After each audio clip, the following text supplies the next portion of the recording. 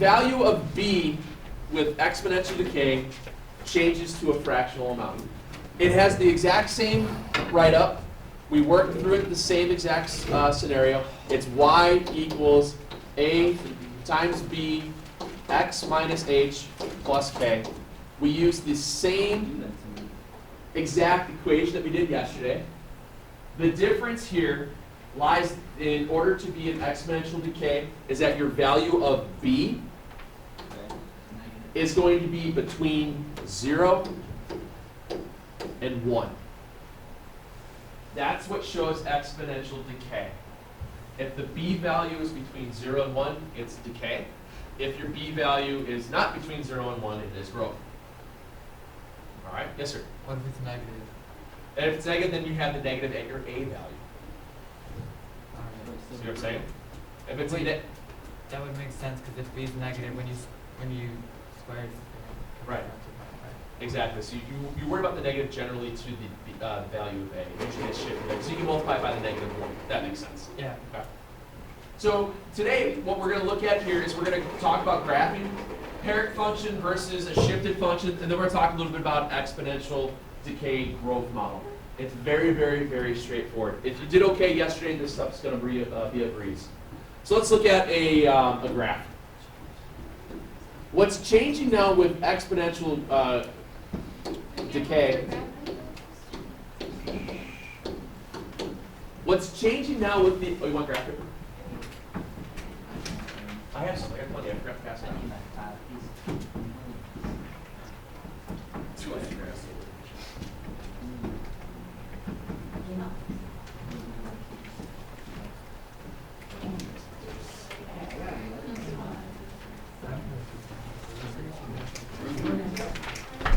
Again, you'll notice in this example that I have here, it's 3 times quantity, 1/2 to the x. Is there a shift here? Is there an h in decay? Yeah. No. Yeah. I can't see because you're blocking. Ooh. There's no shift. So again, when we start to plot these things, this would be a parent function. I label out my a and my b. From yesterday, where did your y-intercept occur? At A. At A. Where do you think your y-intercept is going to occur here? At A. At the A. My y-intercept still occurs at 3. Now, here's where things get a little tricky. When you're dealing with exponential decay, you're going to have that fractional amount for your value of b. What I want you to start thinking of is using, instead of positive exponents, use negative exponents. Here's the reason why. If I say 3 times 1/2 to the negative 1, what's 1/2 to the negative 1 power? 2. 2. You flip the fraction, remember that? It's not happy, it flips. So what's 3 times 2? 2. 6. It wasn't. So now that means my ordered pair would be at negative 1 and 6. That's so slick. Where do you think the horizontal asymptote is going to occur in this case? At 0 again. And now it's just working this way. You are that. So when you're dealing with exponential decay, what you want to try and do is use negative exponents to work to solve for your extra points. Remember, you still have tables and stuff like that to help you plot, get values at work, and it's no big deal. Your a value is always going to occur at your y-intercept. B, just use negative 1. If you want to use negative 2, if it's an easier fraction, go for that as well. Okay? What do you think changes then when I shift it? Nothing. Nothing changes when you shift them. It's the exact same scenario. It's going to be the exact same setup. So here we're going to use this as our first, probably the only example I'll do with the shift here, because like I said, it's the same stuff we did yesterday. It sounded like we did all right on that.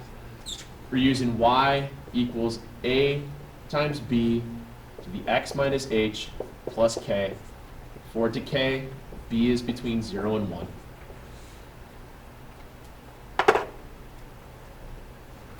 Like we did yesterday, I always like to start out the problems by identifying a, b's, h's, and k's. That way I know what I'm going to do. What's a?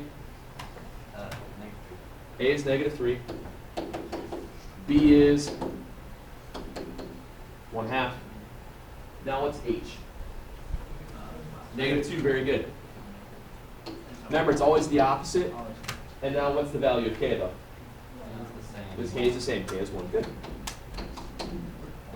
So, again, I'm going to plot the parent function. And when I plot the parent function, am I going to have it as solid or dotted?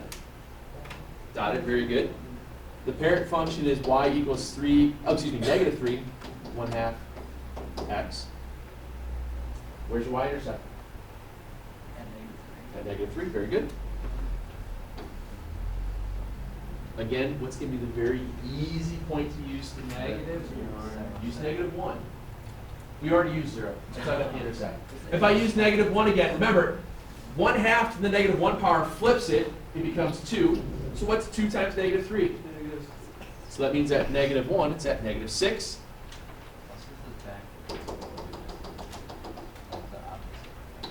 And this one is going this direction.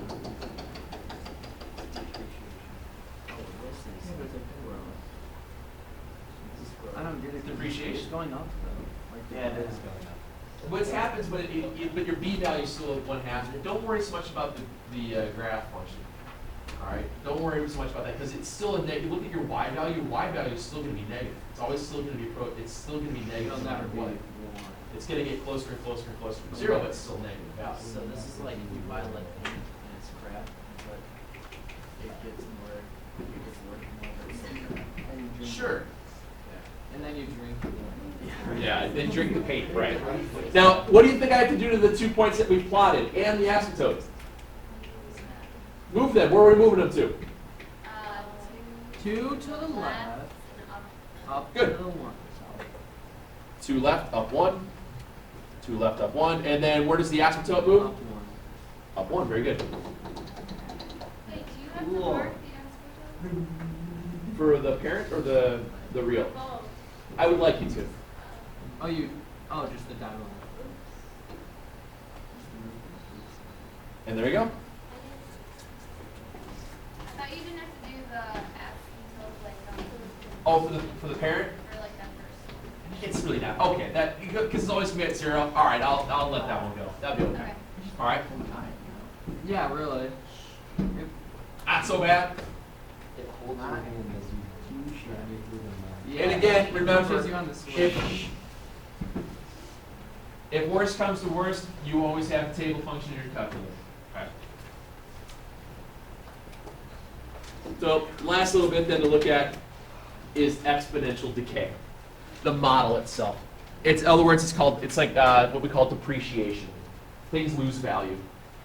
The difference between depreciation and what we did yesterday with the growth, the only thing that changes here, y equals a is still your initial amount.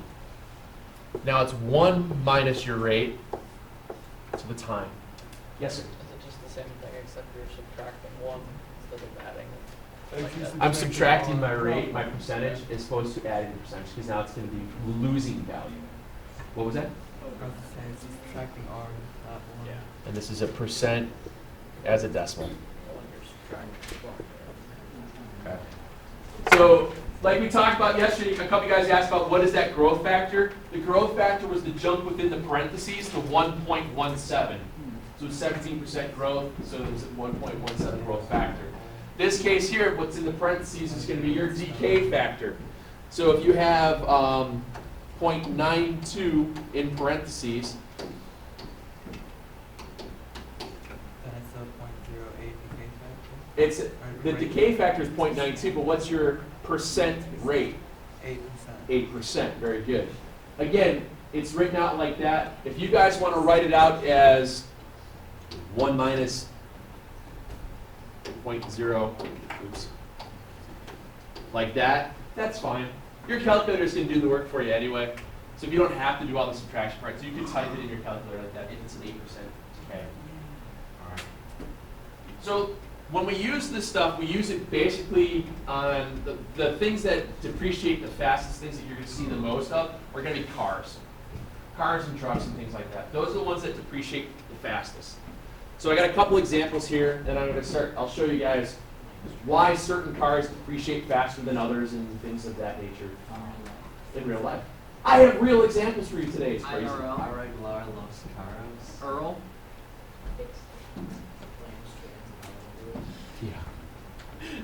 Yeah. So, let's say you're gonna go buy a new car for $24,000. What The kind? car depreciates annually at about 16%. It's really not that bad of depreciation. No, it's really not. It's terrible. As soon as you leave the lot, yeah, it's, yep. That's a Nissan. Its value. Depends on what kind of Nissan. It's a Camry. It's a Nissan. Seriously, it Nissan depends on the Altima. Nissan. A Nissan. A Nissan Altima, yes. A Nissan Altima, yes. A Nissan Titan? No. Yes. No. No. What's that? Is the Nissan Titan the big truck? Yes. That is the most depreciating truck I think you can find. It depreciates at about 67% over the course of 5 years. So if you, yeah, it's Why? worth 67% less than what you purchased for. Why? What's the stuff it's made out of? Not so much To buy a but- Nissan truck. No, yeah, it's one of those things, there are certain things, there's a lot of factors that build into these things. Reliability, parts, availability, insurance, things like that. Resale, well, obviously this is all about resale and things like that, but enjoy, have a nice weekend. Good Safe week. driving in case you guys go. We're gonna go. It's Yeah, not go gonna to be- Tomorrow. Magic Waters. Yes, sir. Yeah, good luck in Wisconsin go. 67%. Yeah, it'll be worth 67% less than what you paid for it. Isn't this worse? No. No, because, and I'll show you the example, how it works itself through here. In this example here, if the car that you buy is $24,000, that is your initial amount, $24,000. You're depreciating at 16%, so it's gonna be 1 minus 0.16 to whatever your time is, this value of t, okay? Now, if you go to your calculator right now with that model, because remember yesterday I told you guys to skip these things that say graph. What I'd like you to do is put that in your calculator, just how it sits, and I'll show you guys how this is going to work. I think I already have it in here. I have 24,000 times the quantity 1 minus 0.16 raised to the x. I just leave it as x, and that's not a big deal. When you do that, go to your table right away. And I know some of you guys were doing this yesterday with the homework, looking at, what year it was, June 6th, whatever. What's happening here is showing you the values of what the car is worth after each consecutive year. Basically, it's saying after 1 year, it's worth about 20 grand. After 2 years, 16, 14, 11, and so on and so on. So over the course of 6 years, oh yeah, I see what you're saying. I might have the number of years wrong on the 67%. I'll have to double check that one. But you're right, this is worse.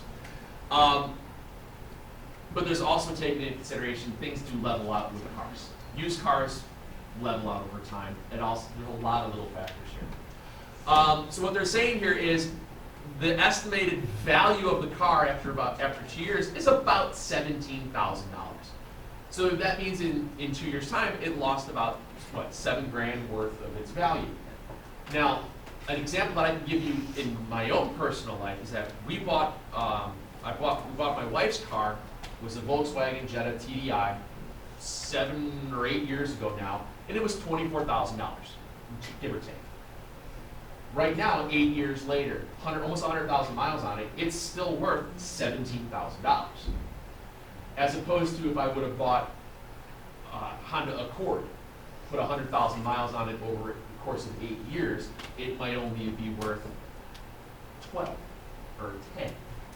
The reason is because certain cars, certain packages, certain options, if you will, are worth more than others. Diesel engines. Any of you guys have diesel trucks? No, you My don't. brother's got me. Okay. All right. Well, diesel trucks tend to hold their value a lot longer than other ones. Half-ton pickup trucks. Half-ton pickup trucks, Fords and Chevys hold their value a lot more than obviously the Nissan. The one that actually holds the value the best right now is the Tundra. The Toyota Tundra, the big giant Toyota Tundra, holds its value the best out of all the 1500 series, half-ton pickup trucks. All the girls are going, all right, yeah, whatever. The one car that holds the value one of the best as far as pickup trucks are concerned is, let me ask you this. You guys, have you ever, you know what a militia is? Yeah. What? Yeah, It's like an army of yeah, people, right? Army of people, yes. Volunteers. Like warlords. No. Isn't a militia like a Dungeons. not government military?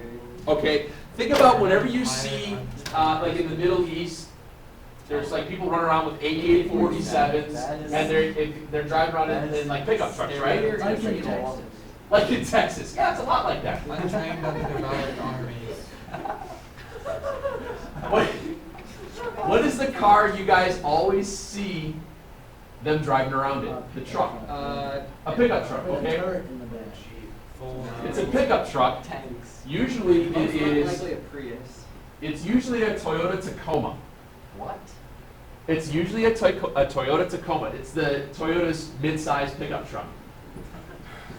I'm not lying to you. These cars are worth their weight in gold. It's a taco. It's what it is. They're called tacos. It's called the Tacoma. But why? Slang. Okay, but, Like a Pontiac GTO is called a goat. but why are you saying? Because Because Ma it's is not, yeah, that's it. Tacoma, Taco T-A-C-O. Ma. Ma. Why do we take Ma I out? thought you meant like a So it's. Yes. It comes with the sombrero and everything. Where The horn goes. No, it doesn't. Anyway, the reason why I say this is that these trucks, you could buy a brand new one for 25, 30 grand, and in 5-6 years, it's still worth 18. They hold their value tremendously. They will last forever. Another thing to look at is if you're looking at smaller SUV style things, Jeep Wranglers, as crappy as some of those things are, they hold their value forever. You buy one in the wintertime, because no one wants to take the roof off, and you sell it in June, you might make some money. They hold their value forever. Cars that don't hold their value, yes sir? Tom Ford. I just completely zoned out, I'm sorry. That's okay. Cars that don't hold their value, very expensive ones. Unless they're Like that Mercy. What happens like when they go back up? Well, then you're looking, I mean, you're right, there is a point of diminishing returns, and that cars will tend to level off, and if the car is desirable enough, they start to increase in value again. Old model muscle cars, things like that. There are certain factors and things like that you happen here. You can. There are certain things, like right now you can import old GTRs that you couldn't get before that are worth a little bit more, but the upkeep is just stupid on some of these things. Yes, sir. Was there depreciation on horses back then? Yes. And, like, stone Well, wagons? Yes. obviously. I mean, obviously, as the horse gets older, it's not going to be worth Oh, yeah, more. of course. Would you rather buy a 10-year-old horse or a 2-year-old horse? Immature, You have to train horses. two-year-olds. A 2-year-old pony. One of the things on here I was going to show you is cars right now that are worth, that depreciate super, super fast, is if you look at the top 3 from last year, Nissan Leaf, the Fiat 500 electric, and the Smart 42 electric. Oh, they depreciate. Not only are they all death traps, but they are also electric cars. Think about what would happen over the course of 5 years with an electric car. What is going to go out? The battery. The battery. What happens to your cell phone batteries over the course of time? They lose charge, don't they? And the battery doesn't hold up as long. These cars, even though they are brand new, $30,000 for a Nissan Leaf, after 5 years, it's going to be worth 18% of what you purchased it for. The reason is there's no battery life. And you have to replace the batteries. It makes it extremely expensive to replace those types of batteries.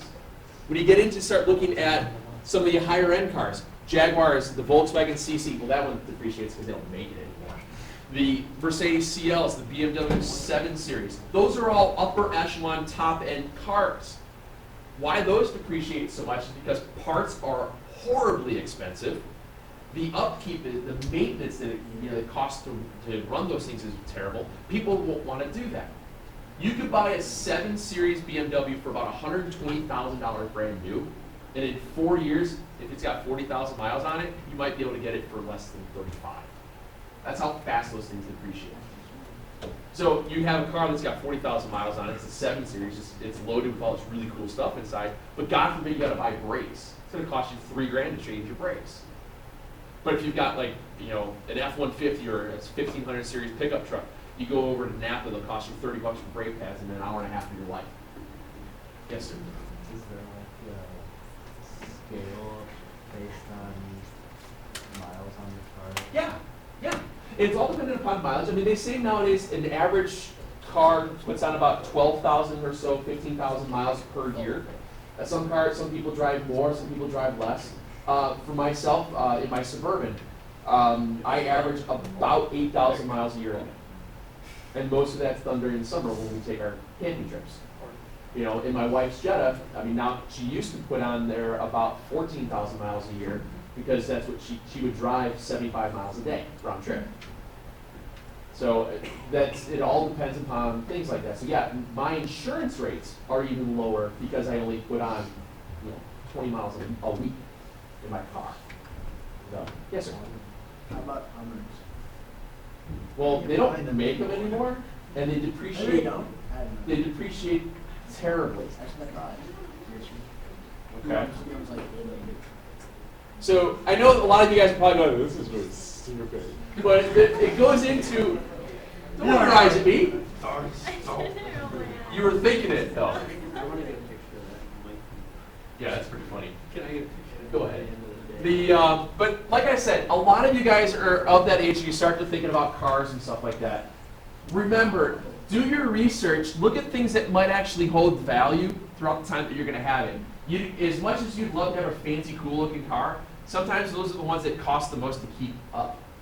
Just that's why I share that with you. Bicycles are the way to go. Yes, exactly. So let me give you a couple of problems to look at for tonight, and we'll call it a day. Yeah. Did you want me to do more problems? No. Never. Yeah, but then you're gonna be able to sell it for like $4. Can I go to the bathroom, Mr. Mayor? Yeah, for like. Do these. 477, 36 through 42.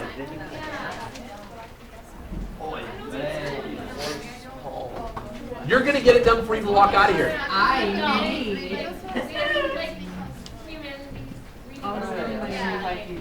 Wait, Murph, do we have to do the graph? I'm just going for number. The graphs I'm telling you to skip again are like the ones with the models.